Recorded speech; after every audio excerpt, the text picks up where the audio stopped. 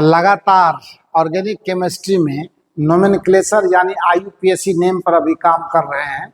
तो हमने पिछले लेक्चर में आपको ये अल्केन अल्किन अल्काइन के nomenclature double bond triple bond सारे बता दिए थे कि अगर डबल बॉन्ड होता है हमारे श्रृंखला में तो गिनती डबल बॉन्ड को मिनिमम नंबर मिलना चाहिए कार्बन का, वहाँ से उस तरफ से शुरू करते हैं।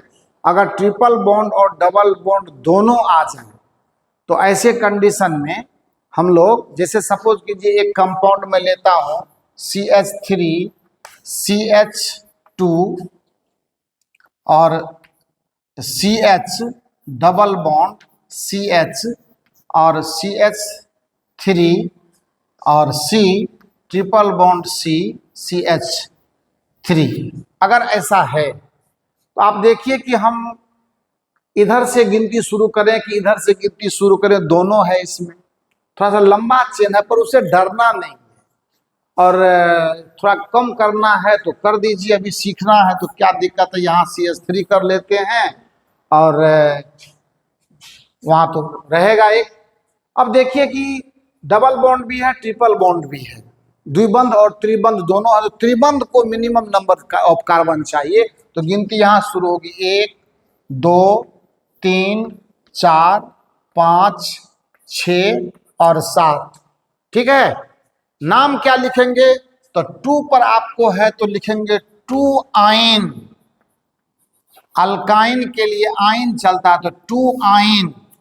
उसके बाद 5 पर आपको डबल बॉन्ड है तो 5 इन, और 7 नंबर है तो हेक्सेन के बाद हेप्टेन, ऐसा बोलेंगे इसको। 2 आइन 5 इन हेप्टेन, बस सिंपल सा इसका नाम है। अगर मान लेते हैं इसमें कोई ब्रांच लगा देते हैं, मिथाइल ग्रुप मान लो कहीं ऐड हो जाता है तो वो भी सही है। जैसे मान लेते हैं हमने CH3 लिया और CH, इस पर हम सपोज कीजिए हमने एक मिथाइल ग्रुप लगा दिया और तब यहाँ से CH लिया डबल बॉन्ड CH और तब C ट्रिपल बॉन्ड C और तब CH3 लिखा। अब क्या नाम देंगे इसका? फिर से गिनती इधर शुरू करेंगे 1 2 3 4 5 6 7। अब देखिए कितना सुंदर नाम होगा इसका, 2 आइन। आईयूपीएसी नेम में पूरी सूचना क्लियर दी रहती है, 2 आइन और 4 इन। 6 पर आपको मिथाइल ग्रुप है 6 मिथाइल, और कुल मिलाकर के कितने हैं? 7 है तो 6 मिथाइल हेप्टेन, ये इसका नाम होगा। तो आईयूपीएसी नेम में हर सूचना क्लियर दी हुई रहती है। अब जैसे मान लेते हैं कि इसके साथ हम अल्कोहल को भी जोड़ना चाहते हैं, इतना टफ हालांकि नहीं आएगा आपको, लेकिन जानकारी लेने में क्या बुराई है, जान लीजिए, आने की संभावना हो ना हो। जैसे मान लेते हैं हम एक कंपाउंड लेते हैं CH3, यहाँ CH डबल बॉन्ड CH और सपोज कीजिए कि CH2 और यहाँ OH ले लिया मैंने। तो ऐसे में गिनती शुरू करनी होगी फंक्शनल ग्रुप की तरफ से। क्रियाशील मूलक को सबसे बड़ी प्राथमिकता दी जाती है, तो यहाँ से 1 2 3 और 4, इसका नाम क्या हो जाएगा मालूम है? दूसरे नंबर पर आपको डबल बॉन्ड है तो लिखेंगे 2 इन और 2 इन, और ये ब्यूटेनॉल 2 इन ब्यूटेनॉल, 2 इन ब्यूटेनॉल। मतलब दूसरे पर हमारा डबल बॉन्ड है, पर ये जो टोटल ब्रांच है वो कितने का है? 4 कार्बन का है, और वहाँ अल्कोहल ग्रुप लगा हुआ है तो 2 इन ब्यूटेनॉल।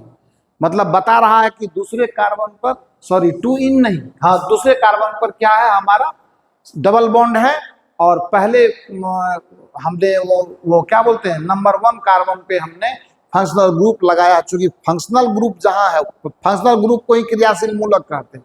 उसकी हिंदी होती है। तो वहां पे आपको 1 ब्यूटेनॉल भी कह सकते हैं, लेकिन जरूरी 1 ब्यूटेनॉल को लिखना जरूरी नहीं, 2 इन और 1 ब्यूटेनॉल, ये भी लोग चर्चा में बोल सकते हैं कि एक पहले ही कार्बन पर हमने फंक्शनल ग्रुप लगाया हुआ है। तो इस तरह से हो, अगर किसी कंपाउंड में फंक्शनल ग्रुप भी आ जाए, ट्रिपल बॉन्ड भी आ जाए, डबल बॉन्ड भी आ जाए, तो गिनती कहां से शुरू करेंगे? फंक्शनल ग्रुप से। अगर फंक्शनल ग्रुप नहीं है तो त्रिबंध को प्राथमिकता मिलती है। अगर फंक्शनल ग्रुप आ गया तो नंबर 1 पे वो, मतलब गिनती उधर से शुरू करते हैं जिधर से कि मिनिमम कार्बन पे फंक्शनल ग्रुप आए। चलिए, बहुत ज्यादा इस पर बात करने की जरूरत नहीं है। अब आइए हम लोग चर्चा करते हैं अगले जो क्रियाशील मूलक ईथर है, तो ईथर की चर्चा करते हैं। ईथर का सिंबल आपको मालूम है, अगर नहीं है मालूम तो हम हैं उसके लिए, उसकी चिंता बिल्कुल ना करें, हम कर देते हैं आपको। ईथर जो क्रियाशील मूलक होता है, ईथर का सिंबल होता है आपको, ईथर को हम लोग दिखाते हैं किससे, इस तरह से, ये ईथर का है। अब इससे क्या दिक्कत है? दोनों तरफ आपको अल्काइल ग्रुप जुटेगा। तो देखिए, जैसे मान लेते हैं मैं अगर लिखता हूं CH3O CH3, तो इसको क्या कहेंगे? इसको कहेंगे हम लोग डाई मिथाइल ईथर। इसका नाम होगा डाई मिथाइल ईथर। इसका नाम क्या होगा? डाई मिथाइल ईथर, है ना। अगर मान लेते हैं इस तरह से CH3 आ गया, O आ गया और यहाँ पे C2H5 आ गया, तो इसको क्या पढ़ेंगे? इसको पढ़ेंगे ethyl methyl ether. Ethyl methyl ether, मतलब जहां जो जुड़ा हुआ है उसी तरह से उसकी चर्चा हम कर देंगे, उस पर बहुत दिमाग खर्च करने की जरूरत हमको नहीं है, और ये बहुत पॉपुलर नहीं है आपके लिए, है ना। उसी तरह से मान लेते हैं अगर हमारे पास में एल्डिहाइड आता है, एल्डिहाइड का तो आपको पता है। अगर मान लेते हैं कि हमारे पास में एल्डिहाइड ग्रुप आता है, एल्डिहाइड, है ना, तो एल्डिहाइड में अल जुटता है, एसिटल डिहाइड, प्रोपेनल डिहाइड। और याद रखिएगा कि जैसे मान लेते हैं कि हम CH3, मान लो कि पहले हम एक मीथेन ग्रुप लेते हैं, सपोज कीजिए कि हमने मीथेन लिया, तो मीथेन का क्या होगा? स्ट्रक्चरल फार्मूला इस तरह से हो जाएगा, इस तरह से H लगेगा, H लगेगा, H लगेगा और H लगेगा। इस H को हटा करके अगर मैं यहाँ पर फंक्शनल ग्रुप लाता हूँ, जैसे मान लो अगर मैं इसमें चाहता हूँ कि मैं फंक्शनल ग्रुप को ऐड करूँ, तो इस हाइड्रोजन को एस्केप करेंगे और इसके जगह पर ला करके इसको बैठाएंगे और गिनती शुरू करेंगे इस कार्बन से भी। फंक्शनल ग्रुप का कार्बन भी काउंट होता है अगर आपके पास वो आ गया तो। जैसे अब देखिए CH3 आ गया और CHO आ गया, क्योंकि एक हाइड्रोजन को हमने हटाया तो उसके जगह पर क्रियाशील मूलक को ला करके बैठाया। तो जब वहां पे क्रियाशील मूलक आकर के बैठता है तो गिनती यहां से शुरू होती है, यानी माना जाएगा कि इसमें 2 कार्बन है, इसीलिए इसका नाम होगा एसिटल डिहाइड। एसिटल डिहाइड, इसका नाम हो जाएगा एसिटल डिहाइड। यानी इसको मिथेनल डिहाइड नहीं पढ़ेंगे हमने हालांकि मीथेन के एक हाइड्रोजन को हटा करके यहाँ पे फंक्शनल ग्रुप लगाया है, लेकिन फंक्शनल ग्रुप का कार्बन भी चूंकि काउंट होता है तो ये 2 कार्बन का हमको ब्रांच माना जाएगा, और इसीलिए इसको एसिटल डिहाइड हम लोग पढ़ेंगे। समझ गए ना? इसको एसिटल डिहाइड पढ़ेंगे। और थोड़ा सा और अगर इसको हम लोग डिटेल करना चाहें, उसी तरह से मान लेते हैं CH3 और उसके बाद CH2 और CHO आ जाए तो इसको प्रोपेनल डिहाइड बोलेंगे। 3 कार्बन आया हमारे पास, 1 2 3 कार्बन आया, इसको प्रोपेनल डिहाइड पढ़ेंगे। पर इतना से काम नहीं चलेगा, थोड़ा इसको और बढ़िया से, है ना, बड़ा करके देखते हैं, कुछ लंबा चेन लेकर के डबल बॉन्ड ट्रिपल बॉन्ड ला करके देखते हैं, तो फिर देखते हैं क्या होता है। इसको मैं मिटा देता हूं, ईथर में बहुत काम करने की कोई जरूरत नहीं है। और अब आइए एल्डिहाइड में मैं क्या करता हूं, इस तरह से CH3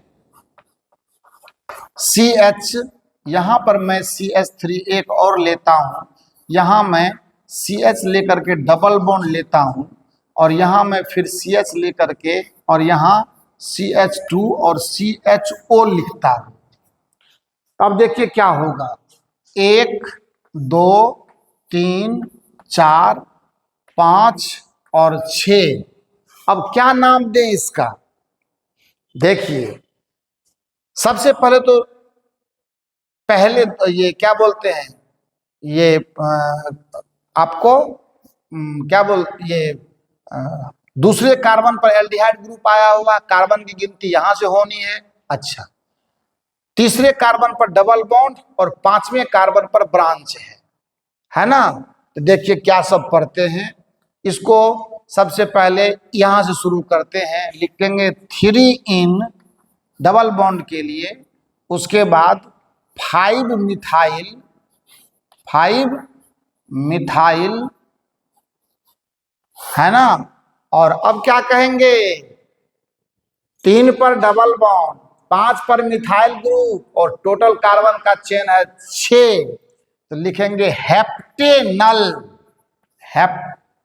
हेक्सेनल, सॉरी 6 कार्बन है ना, तो हेक्सेनल। अल्कोहल था तो नॉल बोलते थे, इसको अल बोलेंगे, है ना, हेक्सेनल। ये एल्डिहाइड ग्रुप के लिए इस तरह से नोमेनक्लेचर IUPAC नेम लिखने की प्रक्रिया है। अब मान लो कहीं पे ट्रिपल बॉन्ड भी होगा, तो जैसे इसका इन लिखे वैसे उसका आइन लिखेंगे, एक नंबर बात। दूसरे नंबर बात कि जब कभी भी ये फंक्शनल ग्रुप लगते हैं तो डबल बॉन्ड ट्रिपल बॉन्ड ये सबको के मद्देनजर उस तरह से लगाया जाता है जहां की फंक्शनल ग्रुप के बाद ट्रिपल बॉन्ड को प्राथमिकता मिले, फिर डबल बॉन्ड को प्राथमिकता मिले, जनरली ऐसा होता है। फिर और बड़े लेवल पर जब पढ़ते हैं इसको तो और उसकी नई नई प्रक्रिया है, नए नए बहुत सारे नियम हैं, तो अभी उतने नियमों पर दौड़ लगाना आपको कोई जरूरी नहीं है, ना आपके सिलेबस में है, ना इस पर लंबी चर्चा करनी है। नोमेनक्लेचर एक मतलब रोमांटिक और एंटरटेनिंग मतलब क्या बोलते हैं पार्ट है आपके ऑर्गेनिक केमिस्ट्री का, यानी हाइड्रोकार्बन का। तो हम लोग इसको थोड़ा और बेहतर से समझते हैं, समझा देते हैं, तो लगता है कि नहीं चलो ये भी होगा तो ये भी होगा, ये भी सही है, ये भी सीखा हमने, वो भी सीखा, तो ऐसा होता है। फिर उसी तरह से अगर कार्बोक्सिलिक एसिड की बात करें, जैसे एसिड ग्रुप है, आपको तो पता है कि एसिड ग्रुप जो है वो क्या होता है, COOH को कहते हैं। एसिड ग्रुप किसको कहते हैं, COOH को कहते हैं, लेकिन उसमें भी कार्बन है। तो ध्यान से ये समझना है कि उसमें भी जब कार्बन है तो उसका भी कार्बन आपको काउंट होगा। एसिड ग्रुप के लिए अगर हम बात करते हैं तो एसिड ग्रुप का भी कार्बन काउंट होता है, जबकि आपको एसिड का जो क्रियाशील मूलक है, जो सिंबल है, वो COOH होता है, इस तरह से। लेकिन अगर मैं ये कहूं आपको कि ये CH4 है और इसका मैं अगर ब्रांच उठाऊं, इसका मैं अगर स्ट्रक्चर दिखाऊं आपको, तो एक H यहाँ है, एक H यहाँ है, एक H यहाँ है और एक H यहाँ है ना। तो इसको अगर देखें, इसको मैं हटा देता हूं, है ना, इसको मैं हटा देता हूं, तो यहाँ पे क्या लगेगा, है ना। अब इसमें हम क्या करते हैं, COOH ग्रुप डालते हैं, तो ये क्या होगा बताइए, ये यहां आकर के तब बैठेगा जब यहां से ये निकलेगा, है ना। तो ये क्या हो जाएगा, ये हो जाएगा CH3 और इसके साथ कौन आ गया, COOH, है ना, समझ गए, CH3 COOH। ये क्या होगा, इसको कहा जाता है 1 2, इसको कहा जाता है एसिटिक एसिड। क्या कहते हैं इसको, एसिटिक एसिड, है ना, एसिटिक एसिड इसको कहते हैं। अच्छी बात है, ये एसिटिक एसिड है। समझ गए बात को। एक होता है HC, जैसे कहने का मतलब एसिड ग्रुप आया ना, तो एसिड ग्रुप अगर हमारे पास ये है, मैं कुछ बताना चाहता हूं आपको। इसमें एक जगह खाली है, अगर इसको हाइड्रोजन से भर दिया जाए तो ये हो जाता है C डबल बॉन्ड O, यहाँ OH और यहाँ एक H। ये थोड़ा सा स्पेशल है, इसको हम लोग यानी रासायनिक सूत्र के नाम पर इसको HCOOH कहते हैं। ये कहा जाता है सिंगल कार्बन का है ये, इसको हम लोग फॉर्मिक एसिड कहते हैं। ये मैं जानकारी के लिए आपको बता दूं, ये फॉर्मिक एसिड जो है ये लाल चींटियों में पाया जाता है। जैसे चींटी उटी काटते हैं लाल वाली चींटी, तो वो थोड़ा सा आपको पैनिक कर देता है, तो ये फॉर्मिक एसिड है। ये लाल चींटियों में पाए जाने वाला ऑब्जेक्टिव में पूछा जाता है, लेकिन नोमेनक्लेचर के आधार पर हम लोग यहाँ से स्टार्ट होते हैं, है ना। ये फॉर्मिक एसिड है, सिंगल कार्बन का, जो एसिड ग्रुप कार्बन, ये एसिड ग्रुप का ही कार्बन यहाँ मेंटेन हो जाता है। और जो एल्काइल समूह है यहाँ पर को, जो सॉरी एसिड ग्रुप के साथ जो ये वैकेंसी है यहाँ पर, यहाँ सिर्फ एक हाइड्रोजन ला करके हम लोग देते हैं, और इस तरह से कार्बन का ये 4 2 6 2 8 कार्बन का अष्टक पूरा करके ये जो एसिड बनता है, इसको फॉर्मिक एसिड कहते हैं हम लोग। और फॉर्मिक एसिड ये लाल चींटी में पाया जाता है। किस में पाया जाता है? लाल चींटी में। तो ये जानकारी के लिए मुझे बताना था, मैंने आपको बताया। पर जहां तक हम लोग ग्रुप एडिशन की बात करते हैं, तो ग्रुप एडिशन में इस तरह से हम लोग डबल कार्बन के लिए एसिटिक एसिड, जबकि मिथाइल ग्रुप पर हमने एक एसिड ग्रुप को लाया है, पर कार्बन के हिसाब से 2 कार्बन हम काउंट करते हैं।